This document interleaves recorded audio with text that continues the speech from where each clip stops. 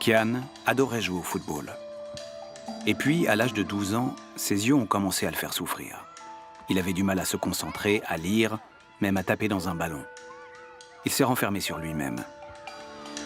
Kian était en train de devenir aveugle. J'étais terrifié. Je voulais pas devenir aveugle. Pendant 3 ans, sa mère l'a emmené consulter de nombreux médecins pour savoir ce qui lui arrivait.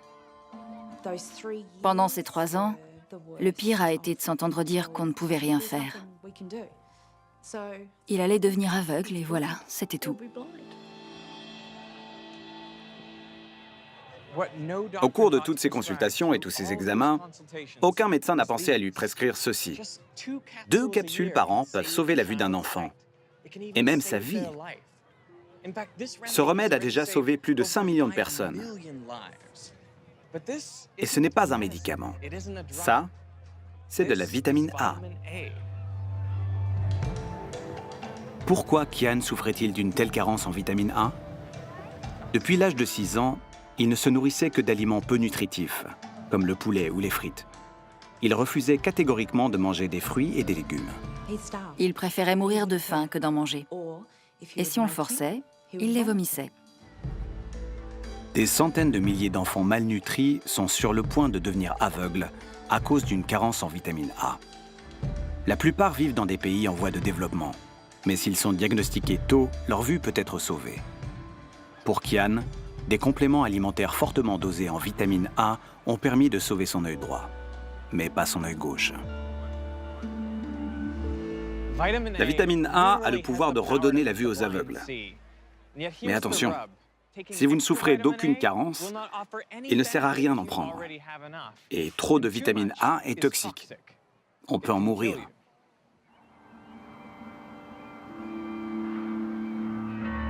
En 1913, 2 explorateurs sont en perdition dans l'Arctique, Douglas Mawson et Xavier Mertz. Ils n'ont presque plus rien à manger et se retrouvent face à un choix difficile, manger leur chien ou mourir.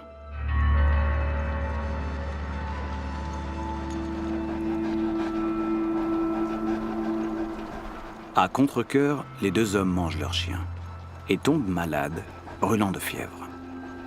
Quelques jours plus tard, Xavier Mertz meurt. Contre toute attente, Douglas Mawson parvient à regagner le camp de base.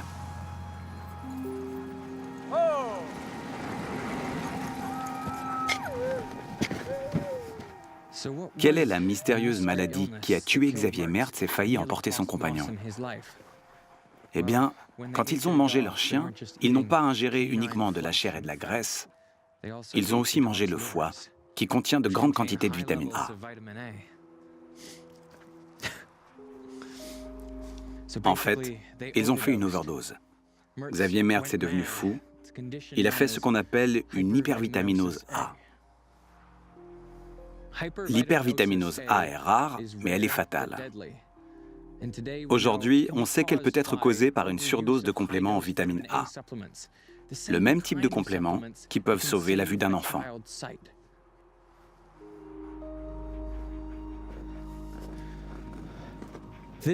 Ce pouvoir et cette complexité sont au cœur de la grande histoire des vitamines.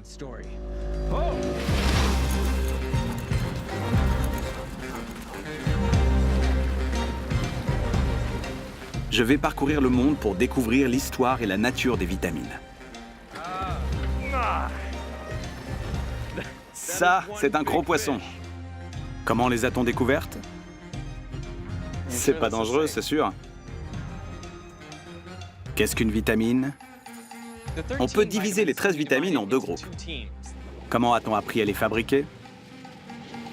Tonight, Walgreens and Target have pulled the products nationwide. Et sont-elles sans danger?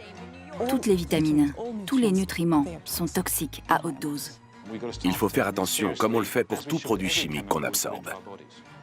Il ne faut pas partir du principe qu'elles sont sans danger. On ne connaît pas les effets à long terme des compléments alimentaires. Je suis un scientifique, mais je suis aussi père de famille. Et je veux faire au mieux pour la santé de mon fils. Un jour peut-être, il prendra des vitamines pour aller sur Mars.